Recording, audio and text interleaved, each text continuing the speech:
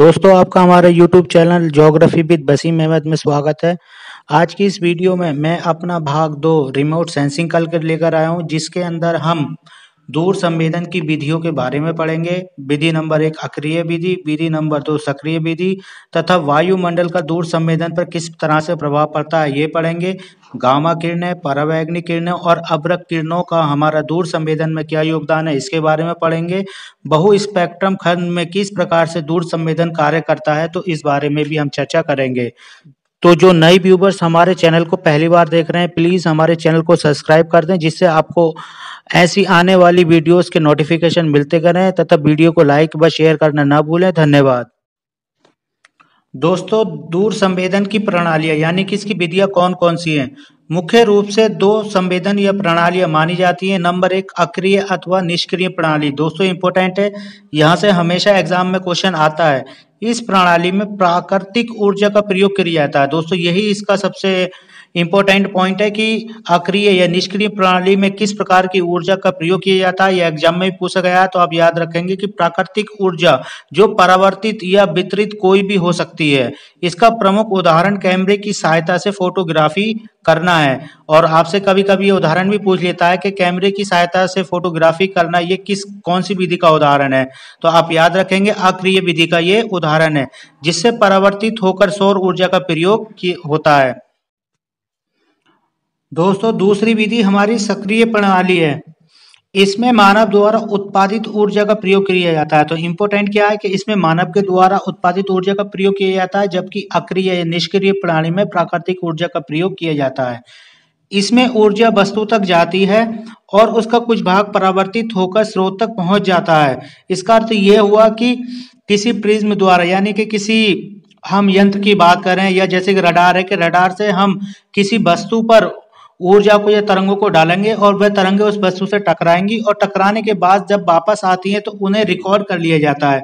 वहां पर इसे ससूचक द्वारा रिकॉर्ड किया जाता है। उदाहरणतः जब तक प्रकाश पुंज को किसी वस्तु को प्रकाश में करने के लिए प्रयोग किया जाता है तो उसका कुछ भाग हमारी आंख तक वापस आ जाता है कि वस्तु पर हम किसी यंत्र द्वारा तरंगों को डालते हैं, वह तरंगे उससे टकराकर हमारे पास वापस आती हैं और फिर हम उसे रिकॉर्ड कर लेते हैं।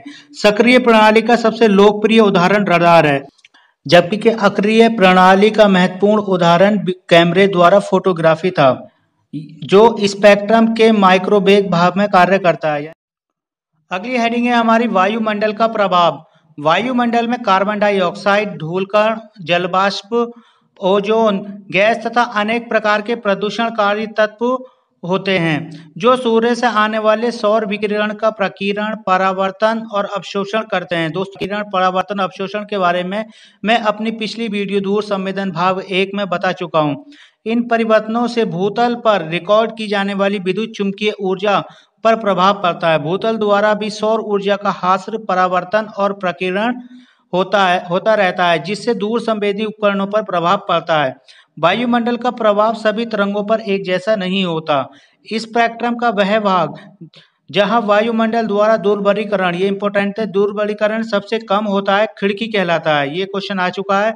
और संवेदन के लिए यह सबसे उपयुक्त क्षेत्र होता है, यानी कि जो दूर संवेदन है उसके लिए ये सबसे उपयुक्त क्षेत्र क्या होता है, खिड़की। खिड़की का अर्थ क्या होता है कि वायुमंडल का वह भाग जहां दूरबरीकरण सबसे कम है। अब अगली हेडिंग है हमारी गामा किरणों के खंड में दूर संवेदन या गामा किरणों का दूर संवेदन में योगदान क्या है।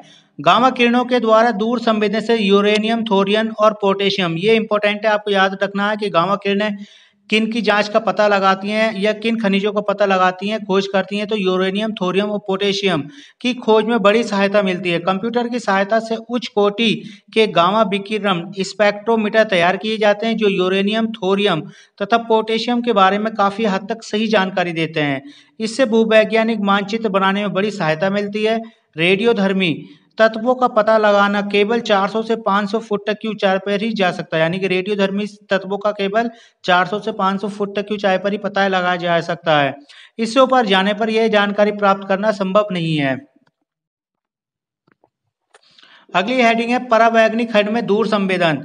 सूर्य से आने वाली अधिकांश परावैंगनिक विकिरण का वायुमंडल द्वारा अवशोषण किया जाता है और केवल 10% भाग ही पृथ्वी तक पहुंच पाता है। याद रखेंगे कि पृथ्वी तक परावैंगनिक किरणों का कितना भाग पहुंचता है, तो 10%। भूतल पर पहुंचने पर इनका परावर्तन हो जाता है। परावर्तन अर्थात कि ये किरणें पृथ्वी के धरातल से या सरफेस से टकराती हैं और टकरा करके वापस वायुमंडल में लौट जाती है। इसी को परावर्तन कहा जाता है। दूर संवेदी यंत्र इस परावर्तित विकिरण का ही प्रयोग करते हैं। यानी कि जो दूर संवेदन यंत्र, आप याद रखिएगा कि सूर्य से आने वाली डायरेक्ट किरणों का ये यूज नहीं करते हैं या उनका प्रयोग नहीं करते हैं, बल्कि के जो परावर्तित विकिरण है उसका प्रयोग करते हैं। यही कारण है कि परावैंगनिक खंड में संवेदी दूर संवेदन अधिक उन्नति नहीं कर पाया है। परावैंगनिक की धैर्य जो है वो आपकी 0,28 UM यानी कि 28 माइक्रोन के लगभग होती है, जिस कारण इसके लिए उच्च कोटि के लेंस की आवश्यकता होती है। फ्लोराइड तथा कैल्साइट, आप याद रखेंगे क्या, फ्लोराइड तथा कैल्साइट जैसे खनिज परावैंगनिक विकिरणों का परावर्तन करते हैं, यानी कि हम इनकी जांच या खोज कर सकते हैं। वनस्पति तथा मिट्टी परावैंगनिक विकिरण का अवशोषण करके लंबी तरंग दैर्ध्य के रूप में उसका प्रकीर्णन करती है। मिट्टी के कण जितने बड़े होंगे परावैंगनिक विकिरण उतना ही अधिक गहराई तक मिट्टी में जाएगी। इसकी यह विशेषता दूर संवेदन में बहुत उपयोगी है, क्योंकि मिट्टी के अंदर किस प्रकार के खनिज हैं उनका पता आसानी से लग जाता है। परावैंगनिक खंड का दूर संवेदन में महासागर के अध्ययन तथा पेट्रोलियम तथा अन्य खनिजों की खोज में अत्यधिक उपयुक्त है। तो ये भी आपको लिए इंपॉर्टेंट है। परावैंगनिक खंड का दूर संवेदन किसमें, महासागरों के अध्ययन, पेट्रोलियम और अन्य खनिजों के खोज में अत्यधिक उपयुक्त है। अगली हेडिंग है दिखाई देने वाले खंड में दूर संवेदन। दोस्तों ये पिछली वीडियो में बता चुका हूं कि दिखाई देने वाला खंड क्या होता है और इसमें कौन कौन से हमारे प्रकाश यानी कि रंग आते हैं। तो इसमें लाल, हरा, पीला, नीला रंग जो हम अपने आंखों से देख पाते हैं वो दिखाई देने वाले खंड में आते हैं। और इस खंड की जो दैर्घ्य होती है वो 0.4 से 0.7 माइक्रोन होती है, यानी कि 4000 से 7000 माइक्रोन तरंग दैर्घ्य वाली तरंगों का क्षेत्र जो दूर संवेदन के लिए विद्युत चुंबकीय स्पेक्ट्रम का सबसे उपयुक्त भाग है। आप याद रखेंगे क्या, सबसे उपयुक्त भाग है। इस खंड में दूर संवेदन के लिए विभिन्न प्रकार के कैमरे, स्कैनर, फिल्में तथा फिल्टर का प्रयोग किए जाते हैं। इनके लिए प्लेटफॉर्म बनाने के लिए वायुयान तथा अंतरिक्ष यान दोनों का ही प्रयोग किया जाता है। पिछले 2 दशकों में दूर संवेदन के लिए इस खंड का भरपूर प्रयोग किया गया है। अब आता है हमारा अवरक्त खंड में दूर संवेदन। इस खंड में दूर संवेदन ऊष्मा पर निर्भर होता है। आप याद रखेंगे कि अवरक्त में किस पर निर्भर होता है, ऊष्मा, जो हमारी हीट होती है।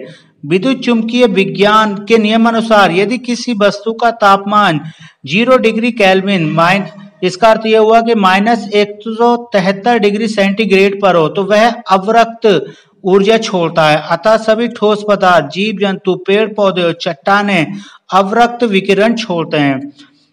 यह ऊर्जा मुख्यतः 0.7 यूक्रेन या 0.1000 तक उपलब्ध होती है, यानी 0.7 U से लेकर के 1000 U तक उपलब्ध होती है। इस खंड का दूर संवेदन जंगलों में लगी आग को ढूंढता है। वो कहते हैं इस खंड का जो दूर संवेदन है उसका प्रयोग क्या करते हैं हम, जंगलों में लगी आग को ढूंढने में इसका प्रयोग किया जाता है। क्योंकि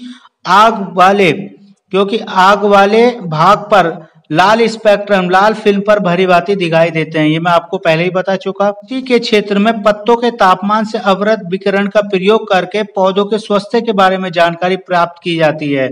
इस संवेदन का प्रयोग फसलों के प्रकार, मृदा के वर्ग, फसलों के रोग, मृदा के वाष्प की मात्रा पता लगाने के लिए किया जाता है। तो दोस्तों ये सभी चीजें इंपॉर्टेंट है, आप लिख लेंगे कि अवरक्त खंड का प्रयोग हमारे किन किन चीजों में होता है। एक तो जंगलों में लगी आग की खोज करने के लिए, दूसरा कृषि क्षेत्र में कि पौधे का स्वास्थ्य कैसा है और मृदा के प्रकार कैसे हैं, फसल के प्रकार कैसे हैं, रोग कौन सा है या मृदा में वाष्प की मात्रा कितनी है, ये सब अवरक्त खंड में हम जांच द्वारा पता लगा सकते हैं। दोस्तों अगली हेडिंग है हमारी माइक्रोवेव खंड में दूर संवेदन रडार इमेजरी, यानी कि रडार का क्या योगदान है, किस तरह से ये कार्य करता है। रडार मुख्यतः माइक्रोवेव कटिबंध में सक्रिय होता है, जहां तरंगों की तरंग दैर्घ्य 0.1 सेंटीमीटर से 1 मीटर तक होती है। इसे किसी बाहरी ऊर्जा की आवश्यकता नहीं होती। दोस्तों ये इंपॉर्टेंट आप याद रखेंगे कि इसे किसी बाहरी ऊर्जा की आवश्यकता नहीं होती और यह अपनी ही ऊर्जा पर आश्रित है। माइक्रोवेव तरंगें इसे बादलों तथा धुंध में भी कार्य करने की क्षमता प्रदान करती है, यानी कि जो रडार है वो बादलों तथा धुंध में भी अपना कार्य आसानी से करता रहता है, क्योंकि इसे किसी बाहरी ऊर्जा की सूर्य की ऊर्जा है इस तरह की किसी ऊर्जा की आवश्यकता नहीं होती। क्योंकि यह बाहरी ऊर्जा पर स्रोत पर निर्भर नहीं है, इसलिए यह दिन अथवा रात्रि में किसी भी समय काम कर सकता है। जहां मौसम साफ नहीं रहता, फोटोग्राफी अथवा दूर संवेदन के अन्य उपकरण अधिक सफलता प्राप्त नहीं कर पाते हैं, वहां यह आसानी से कार्य कर लेता है। रडार को बड़ी सुगमता से वायुयान पर प्रयोग किया जाता है। सन 1940 में प्लान पोजीशन इंडिकेटर (पीपीआई) किस्म का रडार विकसित किया गया था। इसका एंटीना घूर्णन करने की क्षमता रखता है और 360 डिग्री के पूरे चक्र की सूचना देता है। इस पर परावर्तन करने वस्तुओं जैसे तूफान, वायुयान, जलयान आदि की दिशा, दूरी तथा आसानी से निश्चित की जाती है। बाद में सेनाओं द्वारा युद्ध में शत्रुओं के वायुयानों को पता लगाने, उन्हें मार गिराने के लिए भी इसका प्रयोग किया जाने लगा। फोटो जैसी आकृति प्राप्त करने के लिए साइड लुकिंग एरीबोर रडार सिलार को विकसित किया गया। इसमें एक आयताकार एंटीना लगा हुआ होता है जो कि उड़ते हुए वायुयान के दोनों ओर देखने की क्षमता रखता है। सिलार से भू आकृतियां बड़ी स्पष्ट दिखाई देती हैं। रडार बीम की लंबवत दिशा में आकृतियां सबसे हल्की टोन वाली होती हैं। जो आकृतियां इससे दूर हैं वहां पर सबसे गहरी टोन होती है। यह बिल्कुल पहाड़ी छायाकरण की भांति होती है जिसमें तिर्यक प्रदीप्ति का प्रयोग होता है। तो दोस्तों, ये कुछ महत्वपूर्ण तथ्य थे।